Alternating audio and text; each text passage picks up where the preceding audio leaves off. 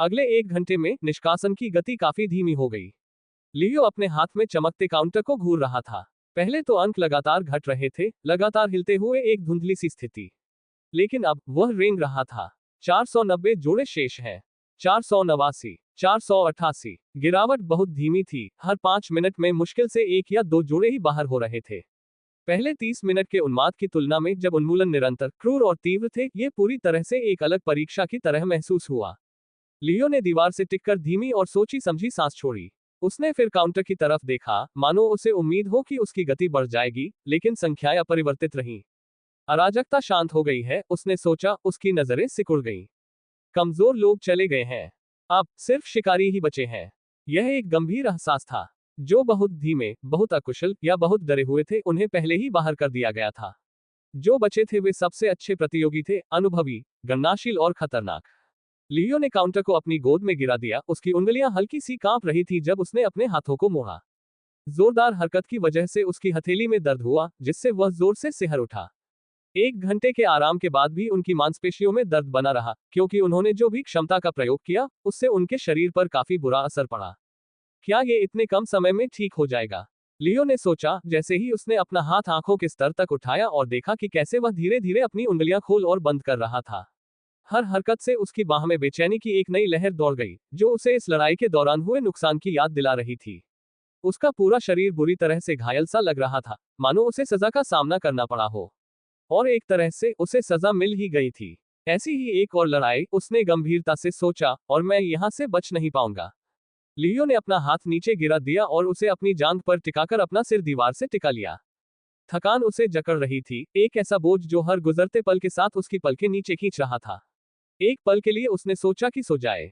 उसका शरीर आराम के लिए चीख रहा था, हर नस और हर मांसपेशी राहत की भीख मांग रही थी। लेकिन यह विचार भी उतनी ही जल्दी खारिज हो गया। मैं ये बर्दाश्त नहीं कर सकता। अगर उसने अभी अपनी सतर्कता कम कर दी, तो शायद वह कभी न उठे। उसके शरीर में जो दर्द दौड़ रहा था, वह सिर्फ थकान की वजह से नहीं था, यह एक चेतावनी थी। लड़ाई के दौरान उसने जो भी क्षमता इस्तेमाल की थी, उसने उसे तोड़कर रख दिया था। अगर उसने बिना संभले खुद को फिर से जोर लगाया, तो उसे पता था कि नतीजे कहीं ज्यादा बुरे हो सकते हैं।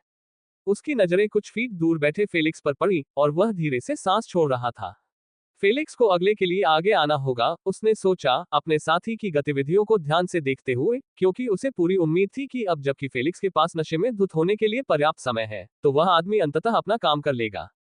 फेलिक्स दीवार से टिककर बैठा था, उसकी बड़ी लौकी उसकी गोद में मानो जीवन रेखा की तरह लिपटी हुई थी। उसके लाल गाल और कांच जैसी आंखें साफ बता रही थी, वह नशे में था। लेकिन सिर्फ उसका रूप ही नहीं बदला था। फेलिक्स बड़बड़ाती शिकायतों, अतिशयोक्तिपूर्ण हाव भावों और अनियमित ऊर्जा का एक बवंडर बन गया था, जिससे शांत गलियारा भर गया था। फर्क रात और दिन जैसा था। जिन लोगों को वह पहले नशे से दूर रहने पर याद करता था और प्यार करता था, अब वही लोग थे जिनके बारे में वह शिकायत करता था और कोसता था, क्योंकि लियो को समझ नहीं आ रहा था कि इस बदलाव का क्या करे। ये बेवकूफी भरी परीक्षा। फेलिक्स ने एक कंकड़ को कमजोरी से जमीन पर पटकते हुए बड़बड़ाया। कौन सा बीमार मनोरोगी लोगों को इस तरह मौत के खेल में डालता है? हम क्या हैं, ग्लैडिएटर? मैंने इस बकवास के लिए साइन अप नहीं किया था। उसने लौकी से एक और घूंट लिया, और जैसे ही उसने अपनी आस्तीन से मुंह पोंछा, उसका रस शोर मचाते हुए बाहर निकला। और मेरे माता पिता, ओह, इसके लिए वे ही जिम्मेदार हैं। फेलिक्स, तुम में क्षमता है, उन्होंने कहा। फेलिक्स, अकादमी में भर्ती हो जाओ, उन्होंने कहा। यह तुम्हें और मजबूत बनाएगा, उन्होंने कहा।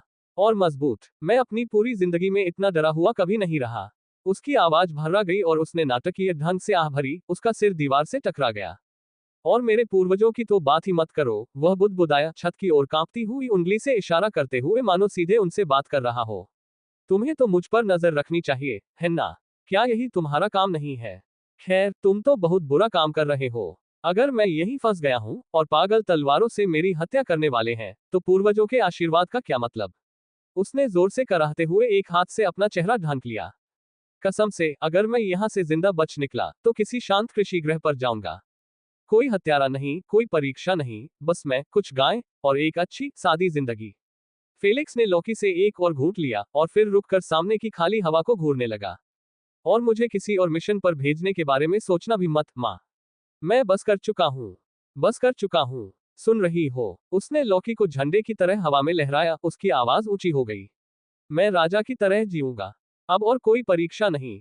अब और नहीं। उसकी नजर लियो पर पड़ी, जो चुपचाप उसे देख रहा था। उसके हाव भाव समझ से परे थे।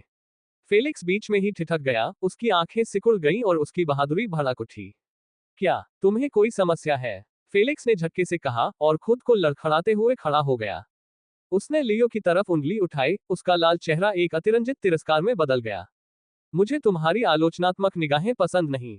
तुम्हें लगता है कि मैं डर गया हूं। बस इतना ही। लियो ने दीवार से टिककर अपनी भौहें उठाई। मैंने कुछ नहीं कहा।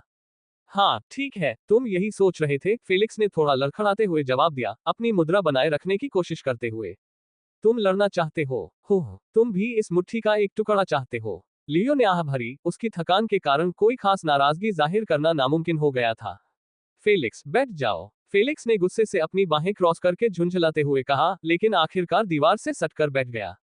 हाँ, जो भी हो, मैं वैसे भी गंभीर नहीं था। तुम खुशकिस्मत हो कि मुझे अभी तुम्हें सबक सिखाने का मन नहीं कर रहा। लियो के होंठ फड़कने लगे, लेकिन उसने कुछ नहीं कहा। उसका ध्यान गलियारे में गूंजती धीमी पदचाप की आवाज की ओर चला गया। यहाँ नीचे कोई है। एक और शिकार जिसे मारना है, एक स्त्री की आवाज आए, और 2 कदम तेजी से गलियारे में आए। लियो ने देखा कि 2 नए प्रतिद्वंद्वी गलियारे में चल रहे हैं। इस बार यह एक जोड़ी थी, एक चौड़े कंधे वाला आदमी जिसके कवच में बेमेलपन था और कंधे पर एक क्रूर नुकीला हथियार लटका हुआ था, और एक महिला जिसकी हरी आंखें चुभ रही थी और छाती पर चाकुओं का एक सेट कसकर बंधा हुआ था। लियो ने उसे तुरंत पहचान लिया, वह वही खतरनाक लड़की थी जिसे उसने जोड़ी बनाने के दौर में जेल के बाहर देखा था, जिसके बारे में उसने कुछ देर के लिए सोचा था कि वह एक संभावित साथी है। उसकी ठंडी, गणनात्मक निगाहें तब भी उसे दिखाई देती थीं, और अब, उसे करीब से देखकर, वह जानता था कि वह न केवल खतरनाक थी, बल्कि जानलेवा भी थी। उनके कदमों की आवाज धीमी थी, उनकी आवाज धीमी थी, लेकिन जैसे जैसे वे नजदीक आते गए उनकी आवाज तेज होती गई। उद्धरण चिन्ह डॉट डॉट डॉट।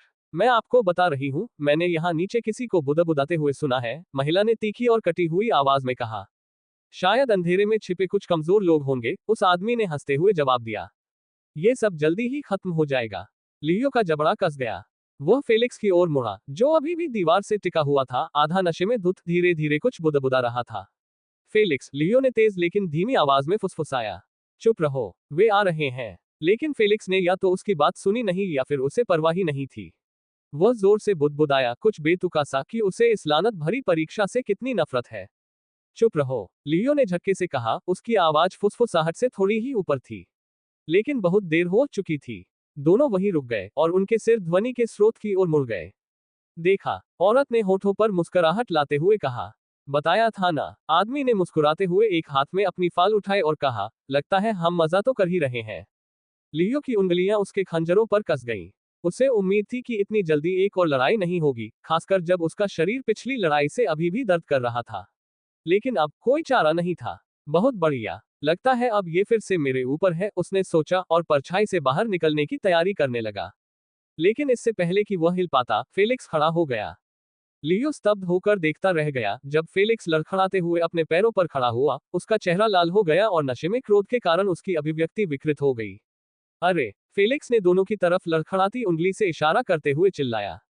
तुम खुद को क्या समझते हो? हमारे गलियारे में आकर इतना घमंडी और घटिया व्यवहार कर रहे हो। महिला ने स्पष्ट रूप से प्रसन्नता से भौहें उठाई। खैर, ये तो अप्रत्याशित है। वह आदमी हंसा, उसकी गहरी आवाज गूंज उठी। इस छोटे से नशे में धुत सुअर को देखो। ये खुद को बहुत ही दबंग आदमी समझता है। लियो की सहज प्रवृत्ति ने उसे फेलिक्स को पीछे खींचने और कुछ करने के लिए कहा, लेकिन वह हिचकिचाया। आखिर वह क्या कर रहा है? क्या वह सचमुच लड़ सकता है? लियो ने सोचा, क्योंकि वह देखना चाहता था कि फेलिक्स क्या करने में सक्षम है, लेकिन वह फेलिक्स की मूर्खता के कारण हारना भी नहीं चाहता था। लेकिन इससे पहले कि वह कोई निर्णायक निर्णय ले पाता, फेलिक्स की आंखें सिकुड़ गईं और उसके होंठ व्यंग्यात्मक मुस्कान में बदल गए। कठिन। ओह, तुम्हें इसका आधा भी नहीं पता, तुम बड़ी हो चुकी कुतिया।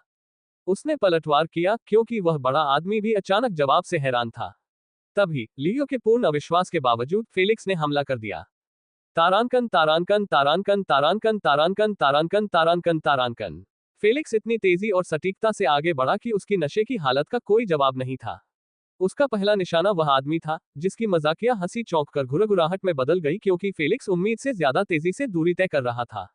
उस आदमी ने अपनी फाल को एक चौड़े चाप में घुमाया, लेकिन फेलिक्स ने बिना किसी प्रयास के उसके नीचे झुक गया। उसकी चाल अनिश्चित थी, फिर भी वह सोच समझकर किया गया था। बहुत धीमे, बड़े कमीने। फेलिक्स ने अपनी छोटी तलवार उस आदमी की जांघ पर मारते हुए गुर्राहट की। वह आदमी दर्द से चीखा, लड़खड़ाते हुए पीछे की ओर गिरा और उसके घाव से खून बहने लगा। लेकिन फेलिक्स रुका नहीं। उसने तलवार खींची और उसे उस आदमी के कंधे में घोंप दिया, धार को गहराई तक घुसा दिया और फिर उसे बुरी तरह घुमा दिया। तुम्हें ये पसंद है? फेलिक्स ने धीमी और धमकी भरी आवाज में फुसफुसाया। ये कैसा रहेगा? उसने तलवार निकाली और उसे आदमी की गर्दन में घुसा दिया, जिससे खून की धार भयानक रूप से बहने लगी और आदमी गुर्राते हुए जमीन पर गिर पड़ा। औरत ने अब मुस्कुराना बंद कर दिया और फेलिक्स पर जानलेवा अंदाज में चाकू फेंका। लेकिन फेलिक्स नशे में एक तरफ झुक गया और चाकू उसके कुछ इंच दूर से निकल गया। तुम चूक गए, जानू, फेलिक्स ने ताना मारा, उसकी मुस्कुराहट जंगली थी। फिर से कोशिश करो। महिला ने जरा भी संकोच नहीं किया। उसने अपनी दोनों तलवारें निकाली और फेलिक्स पर झपटी। उसके वार तेज और निर्दयी थे। लेकिन फेलिक्स तेज था। उसने अपनी तलवार से उसके पहले वार को नाकाम कर दिया। लोहे की खनक गलियारे में गूंज उठी। उसका दूसरा हाथ आगे बढ़ा, उसकी कलाई पकड़ ली और उसे तब तक मरोड़ा जब तक कि दर्द से चीखते हुए उसने अपनी एक तलवार नीचे नहीं गिरा दी। तुम्हें लगता है कि तुम डरावने हो? फेलिक्स गरजा, उसकी आवाज जहर से भरी हुई थी। तुम्हें पता नहीं कि डरावना क्या होता है। एक क्रूर दहाड़ के साथ उसने उसका सिर दीवार पर पटक दिया। हड्डियों की कर्कश दरार की आवाज हवा में गूंज उठी। उसके चेहरे से खून बहने लगा, लेकिन उसका काम अभी बाकी था। उसने अपने बचे हुए ब्लेड से फेलिक्स के हाथ पर गहरा घाव कर दिया। जख्म बहुत गहरा था, एक जबरदस्त दरार जिससे जमीन पर खून फैल गया था। लेकिन फेलिक्स ने जरा भी नहीं हिलाया। तुम कुतिया हो, उसने गुर्राते हुए उसका गला पकड़ लिया और उसे जमीन पर पटक दिया। वह हौंफने लगी। उसने उसके हाथ पर पंजे मारने शुरू कर दिए, क्योंकि उसने उसे नीचे दबा रखा था। उसकी तलवार उसकी छाती पर मंडरा रही थी। बेग, फेलिक्स ने फुसफुसाते हुए कहा, उसकी मुस्कुराहट चौड़ी हो गई। मुझसे विनती करो कि मैं तुम्हें जीवित रहने दूं। उसने मांग की, मानो उसे शक्तिहीन महसूस कराकर उसे परपीड़क सुख मिल रहा हो, लेकिन महिला उसके नियमों से नहीं खेली। भाड़ में जाओ, उसने चुनौती भरे स्वर में उत्तर दिया। उसकी हरी आंखें जुनून से जल रही थीं, और उसके उत्तर से फेलिक्स की मुस्कुराहट गायब हो गई। गलत जवाब, फेलिक्स ने कहा, और एक क्रूर प्रहार के साथ उसने छोटी तलवार उसकी छाती में घुसा दी। उसे तब तक घुमाता रहा जब तक उसका शरीर निढाल नहीं हो गया। यह महिला के लिए एक क्रूर अंत था, लेकिन शुक्र है कि फर्श पर संघर्ष कर रहे पुरुष के लिए उसके साथी की मृत्यु का मतलब था कि उसे तुरंत परीक्षण क्षेत्र से बाहर भेज दिया गया था, जहां उम्मीद थी कि चिकित्सक उसकी जान बचाने की कोशिश कर सकते थे, बावजूद इसके कि उसकी गर्दन से पहले ही बहुत सारा खून बह चुका था। तारांकन तारांकन तारांकन तारांकन तारांकन तारांकन तारांकन तारांकन तारांकन। जैसे ही लड़ाई का जोश उसके शरीर से निकला, फेलिक्स अपने विरोधियों से निकाले गए खून के तालाब के ऊपर खड़ा हो गया और अपनी करतूत पर पागलों की तरह मुस्कुराने लगा। जैसे ही वह लियो की ओर मुड़ा, उसकी छाती धड़क उठी और उसकी मुस्कुराहट और चौड़ी हो गई। अच्छा, उसने सहज स्वर में कहा, तुम्हें क्या लगता है? बहुत ही खतरनाक है ना? लियो उसे घूर रहा था, उसका दिमाग चकरा रहा था। पिछली लड़ाई में जो फेलिक्स एक खंभे के पीछे दुबका हुआ था, वह चला गया था। यह कोई और ही था, एक पागल, खतरनाक और डरावना। तुमने उन्हें मार डाला, लियो ने धीमी आवाज में कहा। फेलिक्स ने कंधे उचकाए। हाँ। क्या तुम्हें लगता है कि मैं उन्हें हमें मारने दूंगा? लियो ने कोई जवाब नहीं दिया। वह जवाब नहीं दे सका। फेलिक्स हंसा और अपनी आस्तीन से तलवार का खून पोंछा। चिंता मत करो, साथी। मैं तुम्हारे साथ हूं। लेकिन जैसे ही फेलिक्स ने मुंह मोड़ा, लियो को यह एहसास नहीं हुआ कि वह किसी अजनबी को देख रहा है। नशे में धुत फेलिक्स सामान्य काय फेलिक्स जैसा बिल्कुल नहीं था, और यद्यपि उसका नशे में धुत रूप लड़ाई में उपयोगी था, लियो को यह एहसास हुआ कि वह इस विक्षिप्त हत्यारे पर उसी तरह भरोसा नहीं कर सकता था, जिस तरह उसने काय फेलिक्स पर भरोसा किया था। काउंटर की हल्की चमक ने लियो का ध्यान आकर्षित किया, इसके लाल अंक लगातार नीचे की ओर बढ़ रहे थे। 389 जोड़े शेष। ये संख्या पहले ही 400 से नीचे गिर चुकी थी, और प्रतियोगिता अपने भयावह अंत के करीब पहुंच गई थी। केवल 125 जोड़ियां ही क्वालिफाई करने वाली थीं, और परीक्षण समाप्त होने से पहले 260 से ज्यादा जोड़ियां बाहर होनी थीं। लियो ने धीमी सांस छोड़ी, उसके विचार उस चमकते हुए उपकरण को घूर रहे थे। क्या हम परीक्षा खत्म होने तक यही इंतजार करें? जैसे हम लड़ते आए हैं वैसे ही लड़ते रहें? या अब यहां से जाने का समय आ गया है? फर्श पर पड़ा खून का धब्बा, जो फेलिक्स की पिछली हिंसा का ताजा निशान था, लियो की नजर में आ गया। ये यहाँ जो कुछ हुआ था उसकी एक भयावह याद दिलाता था, और इसने एक बात को दर्दनाक रूप से स्पष्ट कर दिया। ये गलियारा खतरे में था। अब जो भी अंदर आता, उसे खून के धब्बे दिखाई देते, खतरे का आभास होता, और वह सावधानी से आगे बढ़ता। यह अब कोई छिपने की जगह नहीं थी, यह एक जाल था जो फंसने का इंतजार कर रहा था। फेलिक्स, लियो ने धीमी आवाज में कहा। फेलिक्स दीवार से टिका हुआ था, उसका चेहरा लाल था और उसके हाथ में शराब की एक बोतल कसी हुई थी। उसके कपड़े सूखे खून से सने हुए थे, और उसकी तलवार उसकी बगल में ढीली लटकी हुई थी। क्या? फेलिक्स ने उत्तर दिया, उसकी आवाज लड़खड़ा रही थी लेकिन आत्मविश्वास से भरी हुई थी। लियो ने हिचकिचाते हुए पूछा, योजना क्या है? क्या हम इंतजार करें? चले जाएं? छिप जाएं? हम कट ऑफ के करीब पहुंच रहे हैं। हमें इस पर गहराई से सोचने की जरूरत है। फेलिक्स ने अतिशयोक्तिपूर्ण ढंग से कंधे उचकाते हुए खुद को दीवार से दूर धकेल दिया। उसका रुख अस्थिर था लेकिन अजीब तरह से खतरनाक था। रुको, छुप जाओ, मजाक कर रहे हो? उसने उपहास किया। हम कमजोर नहीं हैं, लियो सम स्किल्स। अब हम शिकारी हैं। अब समय आ गया है कि हम खाली बैठे और शिकार शुरू करें। लियो ने भौहें चढ़ाई, शिकार? तुम्हें लगता है कि यह अच्छा विचार है? बिल्कुल, फेलिक्स ने तलवार लहराते हुए ऑर्केस्ट्रा चलाने वाले कंडक्टर की तरह चिल्लाया। इस जगह को देखो, तुम्हें लगता है कि मेरे किए के बाद कोई इतना बेवकूफ यहां आ सकता है? ये गलियारा अब बेकार है। हमें चलना होगा। नया शिकार ढूंढो। इस अखाड़े को दिखाओ कि कौन मालिक है। लियो को भले ही यह स्वीकार करने में थोड़ी भी हिचकिचाहट हो, लेकिन फेलिक्स गलत नहीं था। उनके छिपने की जगह खतरे में थी।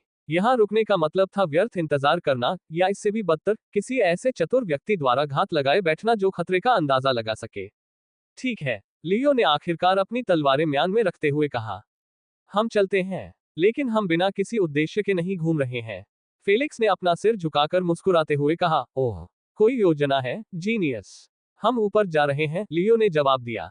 मुझे ऊंची जगह चाहिए, ऐसी जगह जहां हम देख सके कि हमारे आसपास क्या हो रहा है। मुझे ये जानना है कि हमारे खतरे कहां से आ रहे हैं। फेलिक्स मुस्कुराया, उसका आत्मविश्वास अहंकार की हद तक पहुंच गया था।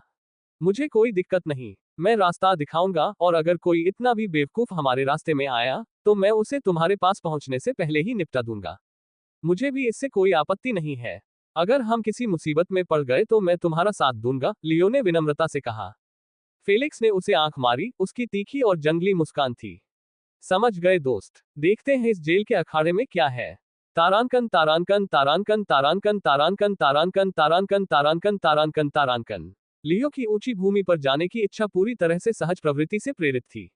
परीक्षा की शुरुआत में जब वह अपनी और फेलिक्स की क्षमताओं के बारे में अनिश्चित था, तो छिपना सबसे सुरक्षित विकल्प प्रतीत हुआ। लेकिन अब जब उन्हें इस बात की स्पष्ट समझ हो गई कि वे क्या करने में सक्षम हैं, तो उनकी सहज प्रवृत्ति ने उन्हें उच्चतर स्तर की तलाश करने के लिए प्रेरित किया। एक सुविधाजनक स्थान होना, एक ऐसा स्थान जहां से वह स्थिति का निरीक्षण कर सके और उसे नियंत्रित कर सके, उसे स्वाभाविक रूप से सही लगता था, जैसे कि उसकी हड्डियों में गहराई तक दबा हुआ एक प्रतिवृत्त। हालांकि ऊपर चढ़ने का रास्ता ढूंढना कहना जितना आसान था, करना उतना आसान नहीं था। जेल के नक्शे के बिना छत तक पहुंचने वाली सही सीढ़ी ढूंढना लगभग नामुमकिन सा लग रहा था। ज्यादातर सीढ़ियां या तो भंडारण कक्षों की ओर जाती थी या फिर अचानक किसी बंद रास्ते पर खत्म हो जाती थी। मंद रोशनी ने हालात और भी बदतर बना दिए थे। लंबी, बदलती परछाइयां हर कोने को छिपा देती थी और छिपे हुए दुश्मनों का खतरा हमेशा बना रहता था। फेलिक्स नशे में धुत, अप्रत्याशित अकड़ के साथ आगे बढ़ रहा था। उसके भारी जूतों की आवाज कंक्रीट के फर्श पर गूंज रही थी, और हर कदम के साथ उसकी बुदबुदाती गालियां तेज होती जा रही थी। ये कमबख्त परीक्षा, फेलिक्स गुर्राया। आखिर ये बकवास किसने सोची? शायद किसी कमीने ने, जिसे जिंदगी में कभी उंगली भी नहीं उठानी पड़ी। यकीन मानिए, वो ऊपर से हमें ऐसे देख रहे होंगे जैसे हम किसी भूल भुलैया में फंसे चूहे हों।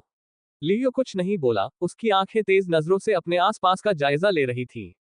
हर परछाई जिंदा लग रही थी, हर कोना एक संभावित घात लगा हुआ था। और बाकी प्रतियोगी? फेलिक्स जोर से हंसते हुए बोला। उफ, ये तो बस नाम कमाने के नाम पर बने हुए लोग हैं। क्या तुमने उस फ्लेल वाले आदमी को देखा? क्या मजाक है? फेलिक्स, अपनी आवाज धीमी रखो, लियो ने तीखे स्वर में कहा। हम यहाँ अकेले नहीं हैं। फेलिक्स ने उसे विदा करते हुए कहा, आराम करो, साथी। तुम मुझे पकड़ लोगे, याद है। कोई भी हमसे पंगा नहीं लेगा। आगे एक सीढ़ी का दृश्य देखकर उनकी बातचीत बीच में ही रुक गई। वह लो, फेलिक्स ने अपनी तलवार की ओर इशारा करते हुए कहा। ऊंची जमीन, बिल्कुल वैसी जैसी तुम चाहते थे। लियो की नजर सीढ़ियों पर गई। संकरी और कम रोशनी वाली, जंग लगी धातु की सीढ़ियां हर हरकत पर अशुभ आवाज कर रही थी। वह झिझका, उसकी सहज प्रवृत्ति उसे सावधान रहने की चेतावनी दे रही थी। लेकिन फेलिक्स ने इंतजार नहीं किया। एक बड़ी सी मुस्कान के साथ वह जोर जोर से और लापरवाही से सीढ़ियां चढ़ता चला गया। फेलिक्स, रुको, लियो फुसफुसाया। लेकिन फेलिक्स पहले ही आधा रास्ता तय कर चुका था और मन ही मन कोई धुन गुनगुना रहा था, मानो उसे दुनिया की कोई चिंता ही न हो। लियो ने अपने जबड़े भींच लिए, आह भरते हुए वह उसके पीछे चल पड़ा। उसके कदम शांत और सोच समझकर चल रहे थे। सीढ़ियां एक चौड़ी खुली बालकनी में खुलती थी जहां से परिसर का एक बड़ा हिस्सा दिखाई देता था। यहाँ हवा ज्यादा ठंडी और तीखी थी, और नीचे से दूर से हो रही लड़ाइयों की हल्की सी आवाज आ रही थी। इस सुविधाजनक स्थान से लियो नीचे गलियारों में घूमते हुए जुड़ों को देख सकता था। कुछ लोग क्रूर युद्ध में उलझे हुए थे, उनकी चीखें गुफानुमा जगह में गूंज रही थी, जबकि कुछ परछाइयों में छिपे हुए थे, उनकी हरकतें जानबूझकर और शिकारी थीं। फेलिक्स रेलिंग पर झुक गया, कैंडी की दुकान में किसी बच्चे की तरह मुस्कुरा रहा था। देखो इन्हें, उसने तलवार की ओर इशारा करते हुए कहा। चींटियों की तरह इधर उधर भाग रहे हैं। इन्हें पता भी नहीं कि हम यहाँ ऊपर हैं। लियो की निगाहें उस क्षेत्र पर घूम रही थी, उसकी पैनी निगाहें हर विवरण पर गौर कर रही थी।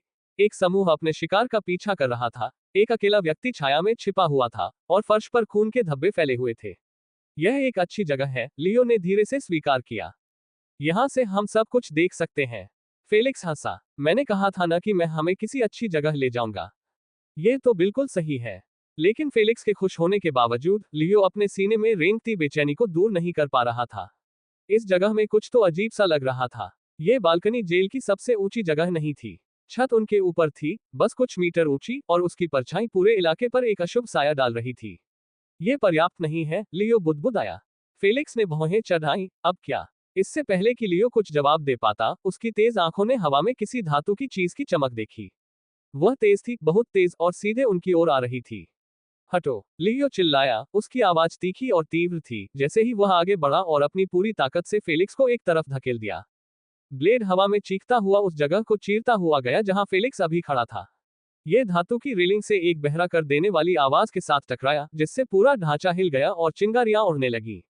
हथियार कांप रहा था, रेलिंग में गहराई तक धंसा हुआ था, उसकी धर्मंद रोशनी में चमक रही थी। एक फेंकने वाला चाकू, घातक और सटीक। लियो का दिल तेजी से धड़क रहा था जब उसकी नजर उस दिशा की ओर गई जहां से वह आया था। उसका शरीर तनावग्रस्त और तैयार था। हवा अब भारी लग रही थी, एक नए खतरे से भरी हुई। हम अकेले नहीं हैं, लियो फुसफुसाया, उसका हाथ पहले से ही उसके खंजर के मूठ पर कस रहा था। उसकी तेज आंखें अदृश्य खतरे के लिए छाया को स्कैन कर रही थी। फेलिक्स मुश्किल से लड़खड़ाकर एक तरफ गिरा, जब घूमता हुआ ब्लेड उसकी ओर तेजी से बढ़ा। उसकी धारदार धार हवा में उस जगह चीर रही थी जहां कुछ क्षण पहले उसकी छाती थी। ब्लेड धातु की रेलिंग से टकराकर एक धमाके के साथ उछला और फिर बिना किसी नुकसान के नीचे जमीन पर गिर गया। इस आवाज ने बालकनी की नाजुक शांति को तोड़ दिया और आसपास मौजूद सभी लोगों को होने वाली अराजकता की चेतावनी दे दी। और हमारा कवच चला गया। बहुत बढ़िया। हमें फिर से आगे बढ़ना होगा, लियो ने कड़वाहट से सोचा, उसकी तीखी नजर हमले के स्रोत की ओर गई। बालकनी के ऊपर हलचल की एक हल्की सी झिलमिलाहट ने उसका ध्यान खींचा। उसके बाद कपड़े की सरसराहट की आवाज आई, और साथ ही ऊपर धातु के ढांचे पर बूटों के हल्के से टकराने की हल्की सी आवाज भी आई। इसके ठीक विपरीत फेलिक्स अपनी छोटी तलवार को जीवन रेखा की तरह पकड़े हुए बेमतलब घूम रहा था। ये क्या बकवास है? वह चीखा। उसकी आवाज अपेक्षा से कहीं ज्यादा ऊंची थी क्योंकि वह दुश्मनों को ढूंढने की कोशिश कर रहा था, लेकिन उसे कोई सफलता नहीं मिली। लो, लियो ने फुसफुसाया, लेकिन उसकी चेतावनी अनसुनी हो गई क्योंकि फेलिक्स एक अंधे विदूषक की तरह घूमता रहा। नशे में धुत सुअर चकमा दे गया। एक महिला की आवाज शांत और तीखी थी, उसके शब्दों में क्रूर मनोरंजन था। इससे पहले कि लियो कोई प्रतिक्रिया दे पाता, दो आकृतियां छाया से नीचे उतरी और छत से बालकनी पर भयानक ढंग से उतरी। पहला एक दुबला पतला आदमी था, उसके तीखे चेहरे पर एक आत्मसंतुष्ट मुस्कान थी। उसकी बांह पर एक चमकती हुई जंजीर कसकर लिपटी हुई थी, जो हवा में अशुभ रूप से गुनगुनाती नीली बिजली की कड़कती हुई चमक के साथ चमक रही थी। और उसके बगल में एक औरत खड़ी थी जिसकी आंखें तीखी लाल थीं, और उसके हाथों में दो चाकू सहजता से घूम रहे थे। लियो की आंखें सिकुड़ गईं, उसकी चाल में खतरनाक सटीकता को पहचानते हुए। उसके ब्लेडों का हर घुमाव जानलेवा इरादे का संकेत दे रहा था, और उनकी समन्वित मुद्राओं ने उसे साफ कर दिया कि वे अनुभवी हत्यारे थे। वह आदमी मुस्कुराया। मैं कायल हूं, उसने धीमी और सोची समझी आवाज में कहा। यह मेरी बहन वरा है, और फेल्टर कबीले की परंपरा के अनुसार हम अपने शिकार को मारने से पहले अपना परिचय देते हैं। फेल्टर कबीला। लियो ने सोचा, ये याद करने की कोशिश करते हुए कि क्या ये नाम उसके लिए कुछ मायने रखता है, लेकिन अपनी खोई हुई यादों की तरह भले ही वह फेल्टर कबीले के बारे में कुछ जानता हो, लेकिन इस समय वह उनके बारे में कुछ भी याद नहीं कर पा रहा था, जिससे वह इस विषय पर फिलहाल ज्यादा ध्यान नहीं दे पा रहा था। ठीक है, मुझे तुम्हारा पिता कहा जाता है, फेलिक्स ने एक जंगली मुस्कुराहट के साथ आगे बढ़ते हुए कहा, लेकिन जब मैं तुम्हारा गला काटूंगा तो तुम मुझे प्यार से डैडी कह सकते हो। फेलिक्स की प्रतिक्रिया सुनकर केल की मुस्कुराहट फीकी पड़ गई, क्योंकि बिना किसी चेतावनी के उसने चमकती हुई चेन से वार किया। हवा में सनसनाहट होने लगी क्योंकि विद्युतीकृत कड़ियां जीवित सर्प की तरह फेलिक्स की ओर बढ़ रही थी। लियो की आंखें चौड़ी हो गईं जब उसने चेन को मध्य चाप में स्थानांतरित होते हुए देखा, जो अस्वाभाविक रूप से फेलिक्स की छाती की ओर मुड़ रही थी। आखिर ये क्या है? लियो ने सोचा, उसकी धड़कनें तेज हो गईं। जंजीर तर्क को चुनौती दे रही थी, उसकी गति भौतिकी से परे किसी चीज से निर्देशित थी, क्योंकि उसका अस्वाभाविक घुमाव और उसकी बिजली जैसी ऊर्जा दोनों ही ऐसी चीजें थी जिन्हें साधारण विज्ञान भी नहीं समझा सकता था। लेकिन फेलिक्स नशे की हालत के बावजूद उसकी पहुंच से बाहर हो गया और जंजीर जमीन पर टूट गई, जहां कुछ क्षण पहले वह खड़ा था। वाह, ये तो कमाल की चाल है। क्या आप मुझे अपनी तकनीक का नाम बता सकते हैं? फेलिक्स ने पूछा, हमले से प्रभावित होकर, जब केल ने जवाब में खर्राटे लिए। यह थंडर सरपेंट नाम का एक छोटा सा पारिवारिक हुनर है, केल ने झट से जंजीर खींचते हुए कहा। यह ऐसी चीज नहीं है जिसे तुम जैसे सुअर कभी सपने में भी नहीं सीख सकते। इससे पहले कि फेलिक्स जवाब दे पाता, वरा ने अपनी कलाई हिला दी, जिससे उसका एक घूमता हुआ चाकू लियो की ओर तेजी से चला गया। सहज रूप से लियो ने उसे रोकने के लिए अपना खंजर उठाया, लेकिन उसकी सांस अटक गई क्योंकि एक ही ब्लेड अचानक हवा में 3 टुकड़ों में विभाजित हो गया। प्रत्येक नया ब्लेड उसके शरीर के अलग अलग हिस्से की ओर घूमता था, जिससे उसे 2 से बचने और तीसरे को विक्षेपित करने के लिए अजीब तरीके से मुड़ना पड़ता था। क्या लियो बुदबुदाया, उसका दिल तेजी से धड़क रहा था क्योंकि ब्लेड उसके पीछे की दीवार में धंस गए थे। वर्रा मुस्कुराए, उसकी लाल आंखें द्वेष से चमक रही थीं। प्रभावित, मेरे चाकू हमेशा किसी न किसी तरह अपना निशाना साध ही लेते हैं। लियो की छाती फट गई। ये कोई साधारण हथियार नहीं थे, इनमें शिल्पकला से कहीं बढ़कर कुछ था। उसके विरोधी सिर्फ कुशल ही नहीं थे, उनके पास ऐसी क्षमताएं थी जो तर्क से परे थी, और इससे वह खुद को असहाय महसूस कर रहा था। केल ने पुनः प्रहार किया, जंजीर बिजली की चमक के साथ टूट गई, तथा फेलिक्स लड़खड़ाते हुए पीछे हट गया, तथा विद्युतीकृत कड़ियों से इंच भर की दूरी से बच गया, लेकिन प्रहार के बल से कंक्रीट की बालकनी की रेलिंग के टुकड़े उसकी ओर उड़ गए। तारांकन थप्पड़, एक टुकड़ा फेलिक्स के गाल पर लगा, जिससे उसके चेहरे पर खून की एक पतली सी लकीर बन गई। फेलिक्स सचमुच इस बात से उलझन में था कि उसे क्या लगा। इस बीच बालकनी के उस पार वरा ने लियो से दूरी कम कर ली, उसके दोनों चाकू जानलेवा गति से घूम रहे थे। उसने सटीकता से वार और वार किए, जिससे लियो को बचाव की मुद्रा में आना पड़ा। पहले तो लियो को उसका सामना करने में आत्मविश्वास महसूस हुआ, क्योंकि उसने अपनी पूरी क्षमता से उसके हमलों को रोकने की कोशिश की, क्योंकि वह अच्छी तरह जानता था कि उसके धीमे होने का प्रभाव जल्द ही शुरू हो जाएगा। हालांकि जब 15 सेकंड तक लड़ने के बाद भी उसकी विशेष क्षमता काम नहीं आई, तो लियो को अपनी जान बचाने के लिए घबराहट होने लगी। ऐसा क्यों नहीं हो रहा? लियो ने हताश होकर सोचा, उसकी सांसें धीमी और धीमी हो रही थी। अपनी पहली लड़ाई में उसे जो स्पष्टता महसूस हुई थी, समय के धीमे होने का अजीब सा एहसास, वह इस बार कहीं नहीं था। उसकी गतिविधियां सुस्त थीं, उसकी प्रतिक्रियाएं वर्रा के लगातार हमले के साथ तालमेल बिठाने के लिए पर्याप्त नहीं थी। क्या बात है, लड़के? वर्रा ने मजाक से भरी आवाज में ताना मारा। तुम्हारा धैर्य टूट गया है। लियो ने अपने दांत पीसते हुए हमलों की एक और झड़ी को रोका, फिर भी प्रत्येक प्रहार से उसकी भुजाएं हिल गईं। पिछली लड़ाई की थकान ने उसे दबा दिया, क्योंकि उसने महसूस किया कि जैसे जैसे लड़ाई आगे बढ़ रही थी, वह धीरे धीरे धीमा होता जा रहा था। अरे यार, अगर कुछ नहीं बदला तो मैं अगले ही मिनट में मर जाऊंगा। मेरा शरीर अभी इतना ठीक नहीं हुआ है कि मैं अपने अंगों को इतनी तेजी से हिला सकूं। इससे मेरे शरीर पर बहुत ज्यादा दबाव पड़ रहा है, लियो ने सोचा, क्योंकि उसे इस लड़ाई में अपनी स्थिति की गंभीरता का एहसास हो रहा था। इस बीच फेलिक्स केल की चेन के एक और झटके के नीचे झुक गया और नशे में चूर होकर आगे बढ़ा। यह एक खतरनाक चाल थी, क्योंकि अगर वह अपनी गति का थोड़ा भी गलत अनुमान लगाता, तो एकमात्र संभावित परिणाम निश्चित मृत्यु थी। हालांकि उसके लिए सौभाग्य से उसका समय एकदम सही था। तारांकन थप्पड़, अपनी तलवार का कुंद सिरा सीधे केल की पसलियों में मारकर फेलिक्स ने युद्ध का रुख अपने पक्ष में मोड़ दिया। केल लड़खड़ा गया, उसकी मुस्कुराहट दर्द के भाव में बदल गई। तुम्हें इसकी कीमत चुकानी पड़ेगी, उसने थूकते हुए कहा, और एक और हमले के लिए चेन को पीछे खींच लिया। लेकिन फेलिक्स ने उसे मौका नहीं दिया। नशे में दहाड़ते हुए फेलिक्स ने अपनी तलवार की मूठ केल की आंत में दे मारी, जिससे उसके फेफड़ों से हवा निकल गई, और फिर उसके पेट को चीरते हुए निकल गया। जब केल अपने घुटनों पर गिर पड़ा तो उसके घाव से खून बहने लगा, उसकी आंतें बाहर निकल आई और उसे अत्यंत क्रूर तरीके से फाड़ दिया गया। केल, वर्रा की चीख बालकनी में गूंज उठी। उसका धैर्य टूट गया जब वह अपने गिरे हुए भाई की ओर मुड़ी, जिससे लियो को सांस लेने की जगह मिल गई जिसकी उसे सख्त जरूरत थी। एक हताश प्रयास में लियो ने अपना खंजर उसकी कमर की ओर घुमाया, जहां उसने टेलीपोर्टेशन क्रिस्टल को सुरक्षित रखा था, और लियो की खुशी के लिए उसका निशाना सही साबित हुआ, जिससे उसकी बेल्ट से बंधा टेलीपोर्टेशन क्रिस्टल चकनाचूर हो गया। तारांकन क्रंच, जैसे ही टेलीपोर्टेशन जादू सक्रिय हुआ, क्रिस्टल टूट गया और एक चमकदार रोशनी ने वर्रा के शरीर को घेर लिया। नहीं, वर्रा चीखी, उसकी आवाज धीमी पड़ गई क्योंकि उसका शरीर झिलमिलाते कणों में विलीन हो गया। इसके तुरंत बाद केल का क्रिस्टल भी जीवित हो गया, जिससे वह लड़ाई से बाहर आ गया। हालांकि दुर्भाग्यवश इससे पहले फेलिक्स ने उसका गला काट दिया, जिससे उसकी जान चली गई।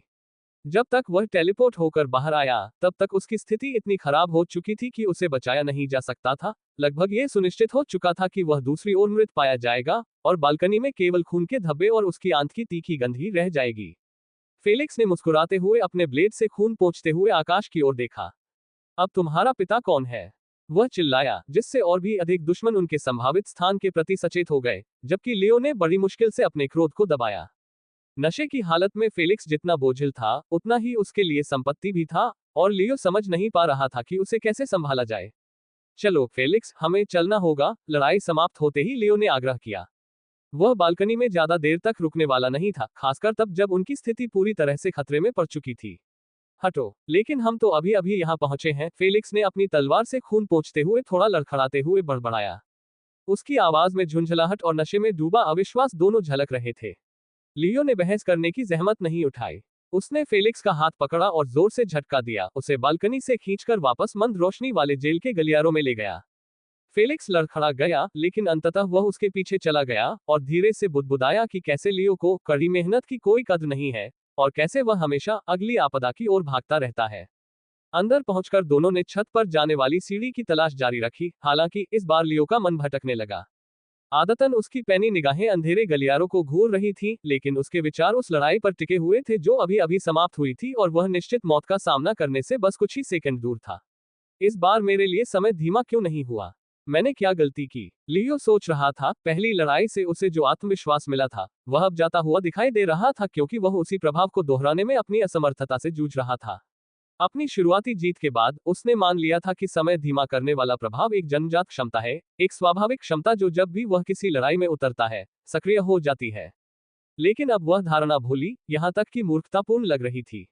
यह संभवतः एक कौशल था, ठीक उसी तरह जैसे वोरा की हवा में अपने खंजर को चीर देने की क्षमता स्पष्ट रूप से एक कौशल थी। हालांकि उसके लिए समस्या ये थी कि वोरा के विपरीत लियो को यह पता नहीं था कि अपनी क्षमता को कैसे सक्रिय किया जाए। इसका उपयोग कैसे करना है, इसका ज्ञान अपने बारे में बहुत सी अन्य बातों की तरह उसकी खोई हुई यादों के टुकड़ों में बंद रह गया, जिसके कारण वह भविष्य में किसी भी परेशानी की तलाश करने से हिचकिचाता रहा। अरे फेलिक्स, तुम्हारे पास विशेष कौशल है ना?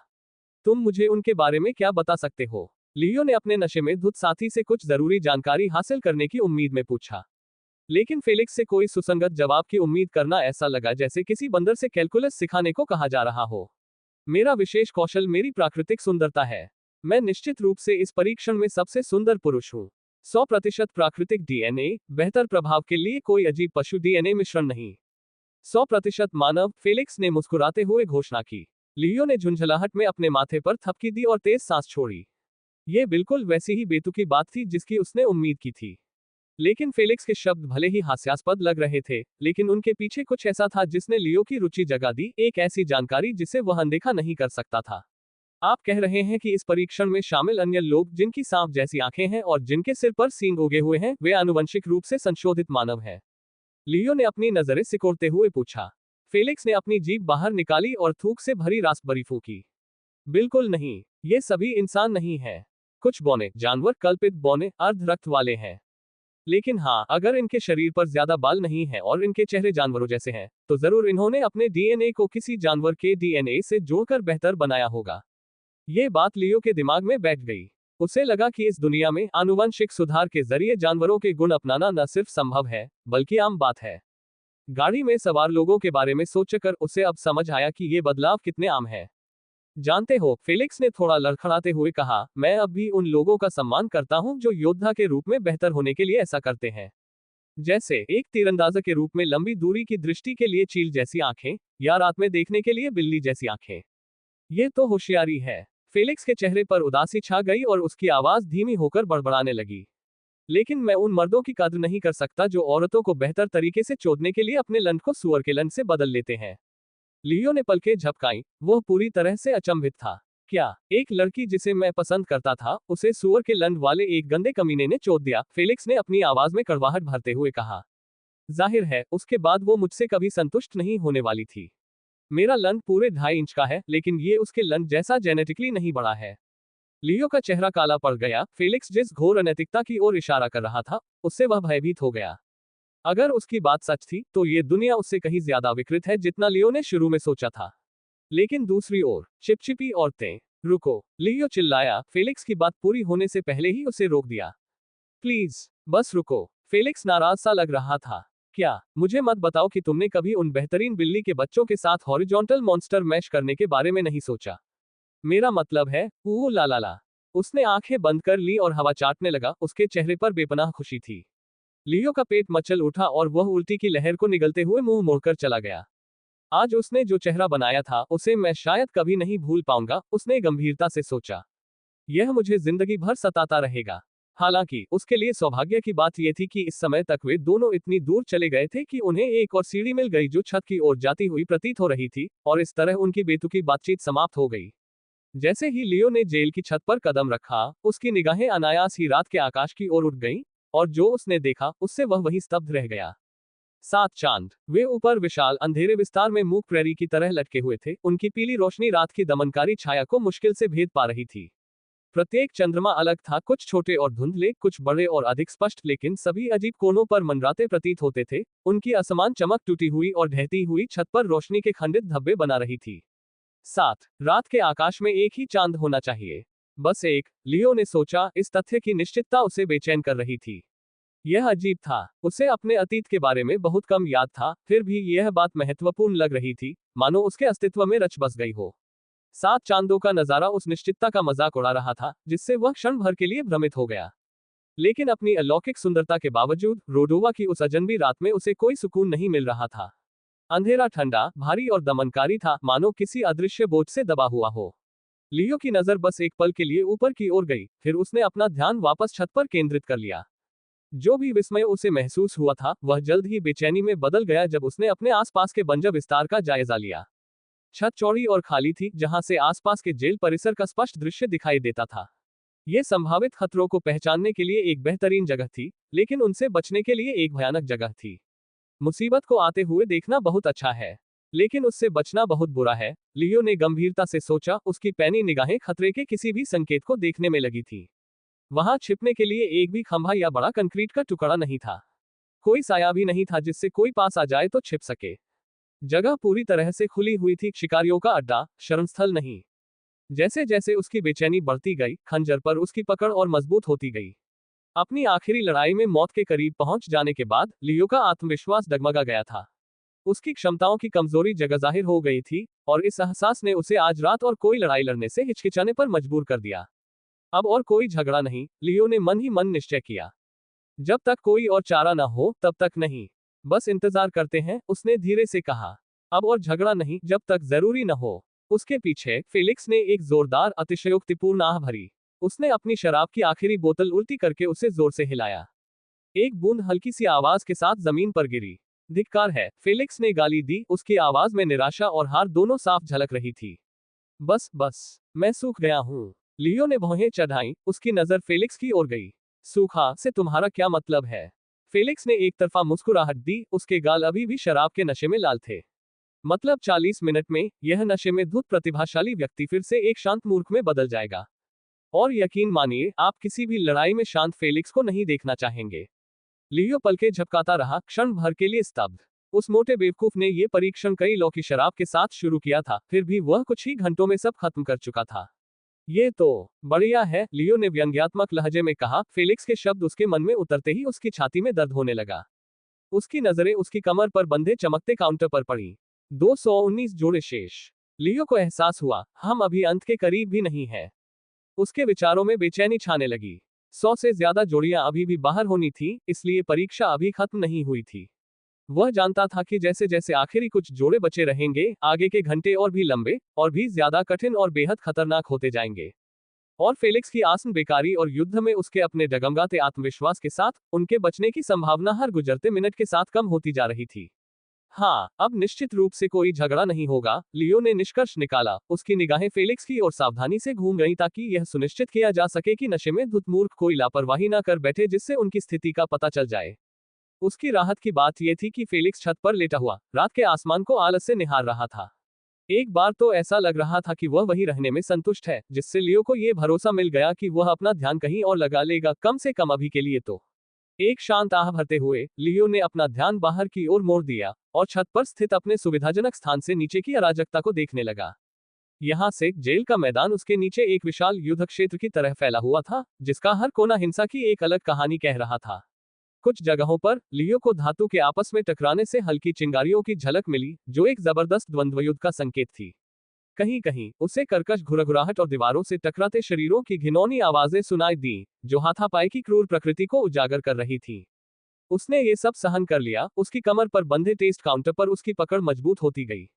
मार डालो, एक दूसरे को तेजी से खत्म करो, उसने सोचा। उसकी उंगलियां काउंटर की सतह पर इस तरह दब रही थी मानो केवल इच्छाशक्ति से ही संख्याएं तेजी से गिर सकती हैं।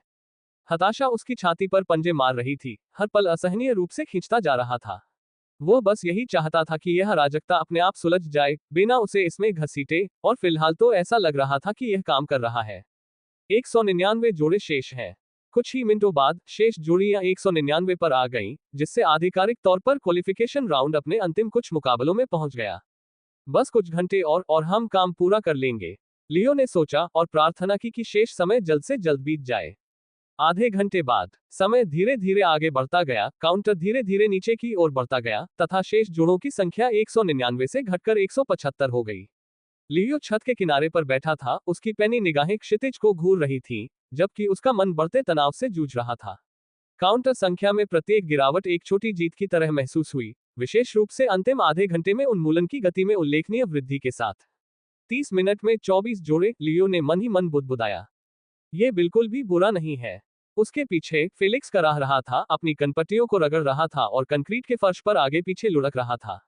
नशे में होने के दौरान उसने जो अकड़ और बेपरवाह आत्मविश्वास दिखाया था, वह अब पूरी तरह से गायब हो चुका था, और उसकी जगह वह परिचित घबराहट भरी ऊर्जा आ गई थी जिसकी लियो उससे अपेक्षा करता था। उफ, मेरा सिर घूम रहा है, फेलिक्स बड़बड़ाया। मैंने इतनी ज्यादा शराब क्यों पी ली? लियो ने अपने कंधे पर नजर डाली और भौहें चढ़ा दी। शायद इसलिए कि तुम्हें लगता था कि शराबी पागल होना तुम्हारे हमेशा के डरपोक स्वभाव से बेहतर है। फेलिक्स ने उसे एक हल्की सी नजर से देखा। कायरता, यह तो सख्त बात है यार। मैं कायर नहीं हूं, मैं सतर्क हूं। जरूर, लियो ने शुष्क स्वर में उत्तर दिया और अपना ध्यान वापस क्षितिज की ओर मोड़ लिया। युद्ध में शांत फेलिक्स का कोई उपयोग नहीं था, और लियो ये बात जानता था। अगले 1-2 घंटे तक अगर कोई मुसीबत आए तो उसे अकेले ही संभालना होगा। अरे लियो, फेलिक्स ने अपराधबोध से भरी आवाज में कहा। तुम मुझसे क्या करवाना चाहते हो यार? मैं भी निगरानी रख सकता हूँ। मुझे कहाँ देखना चाहिए? लियो ने आह भरते हुए उस सीढ़ी की ओर इशारा किया जिससे वे छत पर पहुंचे थे। सीढ़ी पर नजर रखना, और अगर कोई परेशानी का संकेत मिले तो भाग जाना। फेलिक्स कराहते हुए जमीन पर घसीटता हुआ आगे बढ़ा, अपना सिर पकड़े हुए, और धीरे से कुछ अस्पष्ट बुदबुदाया। फिर भी वो लियो द्वारा बताई गई जगह पर बैठ गया और अपनी निगरानी शुरू कर दी, हालांकि लियो को पूरा यकीन नहीं था कि वह कितना कारगर होगा। बहरहाल फेलिक्स द्वारा सीढ़ियों पर नजर रखने से उन्हें कुछ मानसिक शांति मिली, क्योंकि कम से कम अभी तक तो ऐसा लग रहा था कि वे सुरक्षित हैं। क्या मैं एक और लड़ाई का सामना कर सकता हूँ? लियो ने चुपचाप सोचा, जवाब उसकी अपेक्षा से कहीं अधिक जटिल लग रहा था। किसी भी अन्य मनुष्य की तरह उनमें भी आत्म संरक्षण की प्रवृत्ति कूट कूट कर भरी थी, मृत्यु का एक स्वाभाविक भय उनके मस्तिष्क में गहराई से समाया हुआ था। लेकिन मरने का विचार उसे बेचैनी से भर देता था, लेकिन लड़ाई से उसे डर नहीं लगता था। अजीब बात है, जब वह खुद को छुरा घोंपते या घायल होते हुए देखता तो डर शांत हो जाता, लगभग दूर। डूबने के ख्याल से ही उसे जो आंतरिक भय महसूस होता था, उसके सामने ये डर कुछ भी नहीं था, एक बेतुका डर जो उसकी चेतना के किनारे पर छाया रहता था। मुझे बेरहमी से चाकू मारे जाने से ज्यादा ये बात क्यों डराती है? उसने सवाल किया। इस अशांत करने वाले विचार ने उसकी रीढ़ में हल्की सी सिहरन पैदा कर दी। किसी तरह उसे ऐसा लग रहा था जैसे उसके शरीर ने पहले ही अनगिनत चोटें झेल ली हो, इतनी कि अब उसे नई चोटें लगने का डर नहीं रहा। फिर भी ये याद न होने के कारण कि ये चोटें कब और कैसे लगी होंगी, लियो एक बार फिर उन सवालों के जवाब देने में असमर्थ हो गया जो उसकी जिज्ञासा को कुरेद रहे थे। तारांकन ठोकर, तारांकन ठोकर। तभी लियो को सीढ़ियों से ऊपर आते हुए किसी की धीमी आवाज सुनाई दी। सीढ़ियों की ओर देखते हुए उसने तुरंत देखा कि फेलिक्स उसका ध्यान आकर्षित करने के लिए अपनी बाहें बेतहाशा हिला रहा था। वहां से चले जाओ, लियो ने बिना कोई आवाज निकाले कहा, क्योंकि फेलिक्स उसके निर्देशानुसार वहां से चला गया। कुछ ही सेकंड बाद एक महिला छत पर लड़खड़ाती हुई आई, उसका शरीर आगे की ओर झुक रहा था, मानो हर कदम एक बड़ा प्रयास हो। उसके शरीर के एक तरफ गहरे घाव से खून की धारा बह रही थी, जिससे उसका फटा हुआ अंगरखा दागदार हो गया था और उसके पीछे एक धुंधला निशान बन गया था। वह बुरी तरह घायल थी, उसकी सांसें छोटी छोटी चल रही थी और वह सुरक्षा की तलाश में बेचैन लग रही थी। हालांकि दुर्भाग्यवश छत वह सुरक्षित स्थान नहीं थी जिसकी उसने आशा की थी, क्योंकि जैसे ही वह छत पर पहुंची, उसकी नजर लियो और फेलिक्स पर पड़ी और उसका दिल बैठ गया। नहीं, अभी नहीं, यहाँ नहीं, उसने सोचा। भय ने उसकी छाती को जकड़ लिया। एक पल के लिए उसके घुटने लड़खड़ाने लगे। छत पर पहले से ही मौजूद दो लोगों को देखकर दो संभावित दुश्मन जो पल भर में उसकी जान ले सकते थे, उसकी निराशा और बढ़ गई। वह ठंड से जम गई। इस पल उसकी अंतर्प्रज्ञा उसे पीछे हटने के लिए चीख रही थी, लेकिन कहीं जाने की जगह नहीं थी। छिपने के लिए कोई आड़ नहीं थी। योजना बनाने का समय नहीं था। वह बस दया की उम्मीद कर सकती थी और उसने अपने खंजर पर अपनी पकड़ और मजबूत कर ली। मत करो, उसने कमजोर स्वर में बुदबुदाते हुए अपना खंजर फेलिक्स और लियो दोनों की ओर तान दिया। तभी उसके शरीर से खून की एक नई धार फूट पड़ी, जिससे वह घुटनों के बल गिर पड़ी और एक बार फिर अपने घाव पर ध्यान देने लगी। वे मुझे मार डालेंगे, महिला ने सोचा। उसकी धड़कनें उसके कानों में तेज हो गईं। हालांकि जैसे जैसे कुछ क्षण बीतते गए और न तो लियो और न ही फेलिक्स ने उसे रोकने के लिए कोई कदम उठाया, उसके दिल में आशा की एक छोटी सी किरण जलने लगी। जैसे ही उसने अपने प्रतिद्वंद्वियों को फिर से देखा, उसने उन विवरणों को नोटिस करना शुरू कर दिया जो उसने पहले अनदेखा कर दिए थे। कैसे फेलिक्स का बड़ा शरीर उसे एक भारी सुअर जैसा दिखता था, और कैसे लियो की आंखों में एक बेचैन करने वाली मासूमियत थी, जैसे कि उन्होंने पहले कभी किसी की जान नहीं ली थी। उस क्षण उसे एहसास हुआ कि उसके विरोधी भी उसकी तरह छत पर छिपने आए थे, मारने के लिए नहीं, और वह संभवतः बच सकती थी, यदि वह उन्हें ये सोचने के लिए धोखा दे सके कि वह आत्मसमर्पण कर रही है। तारांकन क्लैंक। धातु की खड़खड़ाहट के साथ अपने हथियार जमीन पर गिराते हुए उसने अपने कांपते हाथों को हवा में उठा लिया। कृपया मुझे छोड़ दीजिए, वह कर्कश स्वर में बोली। उसकी आवाज भारी और तनावपूर्ण लग रही थी। लियो ने तुरंत कोई जवाब नहीं दिया। उसकी आंखें सिकुड़ गईं जब उसने उसे देखा। हालांकि फेलिक्स उसकी विनती सुनकर झेप गया और उसकी तलवार पर उसकी पकड़ और मजबूत हो गई। मैं कोई खतरा नहीं हूं, वह चीखी। उसकी आवाज फटी हुई थी। कसम से, मुझे बस कोई सुरक्षित जगह चाहिए थी। प्लीज मुझे मत मारना। लियो की नजरें नहीं डगमगाईं। आखिरकार जब उसने कहा, तो उसकी आवाज शांत लेकिन ठंडी थी। तुम्हारा पार्टनर कहाँ है? महिला के कंधे झुक गए और उसकी आंखों में आंसू आ गए जैसे ही उसने सिर हिलाया। उसने स्वीकार किया, हम अलग हो गए थे। हमारा पीछा कोई और भी ताकतवर कर रहा था, बहुत ज्यादा ताकतवर। उसने मुझे भागने को कहा और खुद पीछे रहकर उन्हें रोकने लगा। मुझे नहीं पता कि वो जिंदा भी है या नहीं। उसकी नजरें घबराहट से दोनों आदमियों के बीच घूम रही थी। फेलिक्स की बड़ी बड़ी आंखों से घूरना उसे ज्यादा सुकून नहीं दे रहा था, लेकिन लियो का संयमित शांत स्वभाव उसे और डरा रहा था। वह नेता है, उसे एहसास हुआ। उसे ही मुझे मनाना है। वह थोड़ा हिली, दर्द से कराह उठी क्योंकि उसका जख्म और भी ज्यादा दर्द से भर गया था। अगर तुम चाहो तो मैं चली जाऊंगी, उसने जल्दी से कहा। उसके स्वर में हताशा भरी थी। बस मुझे जीने दो, बस यही मांग रही हूँ। बस मुझे जीने दो, महिला ने कर्कश स्वर में कहा। उसकी आवाज कांप रही थी, उसके हाथ समर्पण भाव से उठे हुए थे। उसने लियो की ओर विनती भरी नजरों से देखा। उसका आंसुओं से सना चेहरा खून से सना और पीला पड़ गया था, जो हताशा की सच्ची तस्वीर पेश कर रहा था। लेकिन उसके प्रभावशाली अभिनय के बावजूद लियो उसके प्रदर्शन से प्रभावित नहीं हुआ। उसे आंकते हुए वो युद्ध के लिए तैयार रहा, जबकि उसका मन संदेह से घूम रहा था। उसकी दलील में कुछ ऐसा था जो उसे अंदर तक कचोट रहा था। उसके दिमाग में हर तरफ चिंता की लहर दौड़ रही थी। उसके शब्द बहुत नपे तुले थे, उसकी हरकतें बहुत सोची समझी थी। वह एक दुष्ट स्त्री थी, एक धूर्त झूठी औरत। अगर लियो ने कभी किसी को देखा था, और हालांकि उसे याद नहीं आ रहा था कि क्या उसने पहले कभी उसके जैसी किसी महिला का सामना किया था, लेकिन उसके भीतर कुछ ऐसा था जो उसे आश्वस्त कर रहा था कि उस पर भरोसा नहीं किया जा सकता। क्या मुझे उसे जाने देना चाहिए? उसने क्षण भर सोचा, तभी उसके भीतर एक गहरी आवाज गूंजी, एक ठंडी, आदिम फुसफुसाहट जो कह रही थी, किसी पर भरोसा नहीं। यह पहली बार नहीं था जब परीक्षण के दौरान यह आवाज सामने आई थी, और समय के साथ लियो ने इसके बारे में एक बात सीख ली थी, यह आवाज कभी गलत नहीं होती। उसने अपने खंजर पर अपनी पकड़ मजबूत कर ली, उसका शरीर और भी अधिक तनावग्रस्त हो गया। यदि वह हताश थी, तो वह खतरनाक थी, क्योंकि हताशा अक्सर लोगों को झूठ बोलने, धोखा देने और बिना किसी हिचकिचाहट के हत्या करने के लिए प्रेरित करती है। अगर तुम जीना चाहते हो, लियो ने आखिरकार कहा। उसका स्वर स्थिर और भावनाहीन था। धीरे धीरे अपना टेलीपोर्टेशन क्रिस्टल निकालो और उसे कुचल दो। तुम प्रतियोगिता से बाहर टेलीपोर्ट हो जाओगे, जीवित। महिला ने पलकें झपकाईं, उसकी सांसें अटक गईं, मानो उसने इस प्रतिक्रिया की उम्मीद नहीं की थी। यह एक चतुर प्रस्ताव था। अगर वह सचमुच अपने साथी के साथ नहीं थी और जेल की छत से जिंदा निकलना चाहती थी, तो टेलीपोर्टेशन क्रिस्टल को कुचलना सबसे तेज और आसान तरीका था। हालांकि ऐसा करने के प्रति उसके चेहरे पर दिखाई देने वाली अनिच्छा ने लियो को यह आश्वस्त कर दिया कि परीक्षा छोड़ने का उसका वास्तविक इरादा नहीं था। वह शायद भागने के बाद अपने साथी को ढूंढने की उम्मीद कर रही थी, फिर से संगठित होकर और ज्यादा मजबूत होकर लौटने की योजना बना रही थी। उसका अभी प्रवेश परीक्षा छोड़ने का कोई इरादा नहीं था। लियो ने उसकी शारीरिक भाषा को ध्यान से देखा और देखा कि उसके प्रस्ताव पर उसके कंधे झुक गए और शरीर झुक गया, मानो उसकी मांग के भार ने उसकी बची हुई ताकत भी खत्म कर दी हो। हालांकि विरोध करने के बजाय उसने चालाकी से सहमति व्यक्त की, जैसे कि उसका प्रस्ताव पूरी तरह से उचित हो। मैं ठीक हूं, उसने धीरे से कहा और सिर हिलाते हुए अपना कांपता हुआ हाथ अपनी ट्यूनिक की जेब की ओर बढ़ाया। हालांकि ऐसा लग रहा था कि वह उसकी बात मानने को तैयार है, लेकिन लियो शांत नहीं हुआ। उसकी पैनी निगाहें उसकी हर हरकत पर टिकी रहीं और वह उसके हाथ की जानबूझकर धीमी चाल को बाज की तरह देखता रहा। इसी क्षण उसने उसकी आंखों में एक हल्की सी चमक देखी, एक ऐसी चमक जिसने उसके असली इरादों को उजागर कर दिया। वह टालमटोल कर रही है। इस एहसास ने उसे मानो एक जोरदार झटका दिया। उसकी पोरे खंजर की मूठ के चारों ओर सफेद हो गईं और उसकी सहज प्रवृत्ति और जोर से चीख उठी। उसकी हिचकिचाहट, उसकी सूक्ष्म निगाहें, ये किसी पराजित व्यक्ति की हरकतें नहीं थीं। वह सोच समझकर कोई रास्ता ढूंढ रही थी। आखिरकार उसने टेलीपोर्टेशन क्रिस्टल निकाला और उसे ऊपर उठाया, मानो उसके निर्देशों का पालन करने के लिए तैयार हो। लेकिन जैसे ही उसकी उंगलियां उसके चारों ओर कसने लगी, उसके होठों पर एक हल्की मुस्कान आ गई और उसने डार्क फॉग शब्द मुंह से निकाल दिया। एक क्षण में ही उसके चारों ओर अंधेरा छा गया, एक घूमता हुआ कोहरा जिसने कुछ ही सेकंड में छत को अपने आगोश में ले लिया।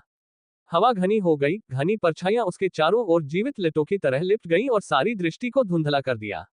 लियो लड़खड़ाता हुआ पीछे हटा, उसका खंजर ऊपर उठा हुआ था और उसका दिल तेजी से धड़क रहा था।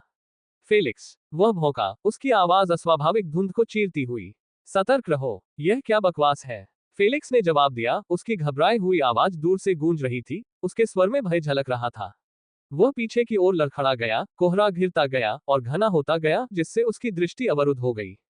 कोहरे में बेआवाज आगे बढ़ते हुए उस औरत के होठों पर एक मुस्कुराहट उभर आई। उसकी धड़कनें उसके कानों में गड़गड़ा रही थी, उसकी सांसें उथली और उखड़ी हुई थी। उसके पास बस एक ही मौका बचा था, एक ही बेताब चाल जिससे वह हालात को अपने पक्ष में मोड़ सके। मेरे पास सिर्फ एक ही हुनर के लिए काफी मन है, ये डार्क फॉग। मुझे इसका पूरा फायदा उठाना होगा, उसने सोचा और अपनी तलवार पर अपनी पकड़ मजबूत कर ली। मोटा वाला, वही कमजोर कड़ी है, उसे निकाल दो तो दूसरा टूट जाएगा। उसका शरीर दर्द से जल रहा था, उसके घाव हर कदम पर चीख रहे थे, लेकिन वह आगे बढ़ती रही, अपनी दृढ़ इच्छाशक्ति से खुद को आगे बढ़ाती रही। वह तेजी से फेलिक्स की ओर बढ़ी, उसका ब्लेड अंतिम, हताशापूर्ण हमले के लिए तैयार था। लेकिन इससे पहले कि वह उस तक पहुंच पाती, उसकी पीठ में एक तेज, जलन भरा दर्द उठा। उसकी आंखें सदमे से चौड़ी हो गईं और उसका शरीर अकड़ गया। धमाका, वह गिर पड़ी, कमर से नीचे का हिस्सा लकवाग्रस्त हो गया, उसे ऐसा महसूस हुआ जैसे उसकी रीढ़ की हड्डी में खंजर चुभ गया हो। लेकिन कैसे? आखिर उसने कोहरे में मुझे कैसे मारा? वह सोच रही थी, दर्द से उसका दिमाग सुन्न हो रहा था और उसके होठों से चीख निकल गई। वह निश्चित थी कि उसके डार्क फॉग कौशल ने लियो की दृष्टि को प्रभावी रूप से अवरुद्ध कर दिया था, जिससे उसके लिए उसका स्थान निर्धारित करना असंभव हो गया था। लेकिन उसने उसे कम आंका था। शुरू से ही उस पर संदेह करते हुए, लियो ने उसकी निगाहों और शरीर की भाषा पर बारीकी से नजर रखी थी, तथा फेलिक्स पर कदम रखने से पहले ही उसके इरादों का अंदाजा लगा लिया था। कोहरे के बावजूद लियो को अंदाजा था कि वह कहां हो सकती है और उसने उस दिशा में 2 खंजर फेंके, जिनमें से दूसरा खंजर उसकी रीढ़ की हड्डी में जा लगा। यदि वह उस महिला की स्थिति में होता, तो वह भी बचने की उम्मीद में फेलिक्स को निशाना बनाता, और यही तर्क उसे अब उसे गिराने में सहायक हुआ। महिला द्वारा बनाया गया काला कोहरा उसके अशक्त हो जाने के बाद शीघ्र ही छट गया, तथा छत एक बार फिर पूरी तरह से दिखाई देने लगी। लियो की पैनी निगाहें तुरंत उसके प्रतिद्वंद्वी पर टिक गईं, जो टूटे हुए कंक्रीट पर पड़ा दर्द से छटपटा रहा था। उसका चेहरा पीड़ा से विकृत हो गया और उसके कांपते हाथ उसकी रीढ़ में धन से खंजर को पकड़ रहे थे। उसने उसे अपने शरीर से बाहर निकालने की बहुत कोशिश की, लेकिन जिस कोण पर वह फंसा हुआ था, उससे उसकी भुजाओं के लिए आवश्यक ताकत जुटाना असंभव हो गया। आह, वह चीखी, उसकी चीखें छत पर गूंज रही थी और लियो की नसों पर असर डाल रही थी। उसके चेहरे पर झुंझलाहट की एक झलक उभरी और उसके अंदर अपनी जान लेने की तीव्र इच्छा जाग उठी। लेकिन इससे पहले कि वह कुछ कर पाता, एक हल्की सी चमक ने उसका ध्यान अपनी ओर खींच लिया। उसका टेलीपोर्टेशन क्रिस्टल। गिरने के दौरान क्रिस्टल उसकी पकड़ से फिसल गया और कुछ फीट दूर लुढ़क गया, जो उसकी पहुंच से बाहर था। उस बात ने पूरी कहानी बदल दी। अब वह खतरा नहीं थी, अब वह उसकी दया पर थी। कृपया, कृपया मुझे मत मारो, वह सिसकते हुए बोली, उसकी आवाज भारी और कांप रही थी, उसकी चौड़ी, आतंक से भरी आंखें लियो और फेलिक्स के बीच घूम रही थी। लियो बिना हिले डुले खड़ा रहा, उसकी नजर फेलिक्स की ओर गई और उसके हाव भाव समझ से परे थे। बिना कुछ बोले उसने सिर हिलाकर क्रिस्टल की ओर इशारा किया। इसे कुचल दो, उसने ठंडे स्वर में कहा। फेलिक्स हिचकिचाया, उसका चेहरा पीला पड़ गया था और उसकी चाल अनिश्चित थी। उस औरत के पहले हमले का सदमा अब भी उसके अंदर था और उसकी विनती के बोझ ने उसे और भी हिचकिचाने पर मजबूर कर दिया। लेकिन लियो के लहजे में बातचीत की कोई गुंजाइश नहीं थी। करो, वह चिल्लाया और इस आदेश ने फेलिक्स को उसकी स्तब्धता से बाहर निकाल दिया। फेलिक्स जोर से निगलते हुए क्रिस्टल की ओर बढ़ा। उसने उस औरत पर आखिरी बार घबराई हुई नजर डाली, जो अभी भी अपनी जान की भीख मांग रही थी, और फिर अपना बूट उठाकर चमकते हुए रत्न पर जोर से पटक दिया। क्रंच! बल के कारण क्रिस्टल टूट गया, जिससे एक चमकदार चकाचौंध कर देने वाली रोशनी निकली जिसने क्षण भर के लिए छत को अपने आगोश में ले लिया। महिला की चीखें अचानक बंद हो गईं, क्योंकि उसका शरीर चमकते कणों में विलीन हो गया और एक क्षण में दृष्टि से ओझल हो गया। और इस तरह इस जोड़ी ने एक और प्रतिद्वंद्वी को बाहर कर दिया। एक पल के लिए हवा में गहरा सन्नाटा छा गया, जो फेलिक्स की उखड़ी हुई सांसों की हल्की आवाज से ही टूटा। वह जड़वत खड़ा उस जगह को घूर रहा था जहां कुछ पल पहले वह औरत खड़ी थी। वह इतनी तेजी से मेरे पास आए, फेलिक्स बुदबुदाया, उसकी आवाज फुसफुसाहट से थोड़ी ही ऊपर थी, उसकी बड़ी बड़ी आंखें उसकी बेचैनी को दर्शा रही थी। लियो ने कुछ नहीं कहा। उसकी निगाहें क्षितिज पर टिकी रहीं, उसकी उंगलियां सफेद हो गईं और उसके हाथ में खंजर की पकड़ मजबूत होती गई। एक बार फिर उसने अपने प्रतिद्वंदी के टेलीपोर्टेशन क्रिस्टल को नष्ट करके उसकी जान बचाने का फैसला किया था। और एक बार फिर इस कृत्य ने उसके मुंह में खट्टा स्वाद छोड़ दिया। मैंने उसे क्यों छोड़ दिया? वह दांत पीसते हुए सोच रहा था, जैसे बेचैनी उसके सीने में उमड़ रही हो। क्या वह मुझे छोड़ देती? जवाब साफ था, ऐसा नहीं होता। अगर उनकी स्थिति उलट होती तो वह बिना किसी हिचकिचाहट के उसे मार गिराती। फिर भी, ये जानते हुए भी, उसने उस पर दया दिखाई थी।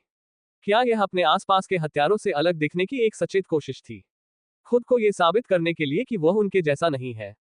या ये बस कमजोरी का एक भोलापन था जो किसी दिन उसकी जान ले सकता था? जो मुझे नहीं छोड़ेंगे उन्हें छोड़ देना। ये दया नहीं है, यह मूर्खता है, उसने कड़वाहट से सोचा।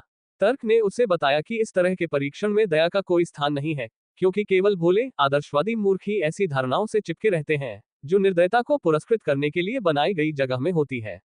लेकिन जितना वह यह मानना चाहता था कि वह यहाँ के अन्य लोगों की तरह नहीं है, उतना ही उसके भीतर कुछ गहराई में इस विचार के खिलाफ विद्रोह कर रहा था।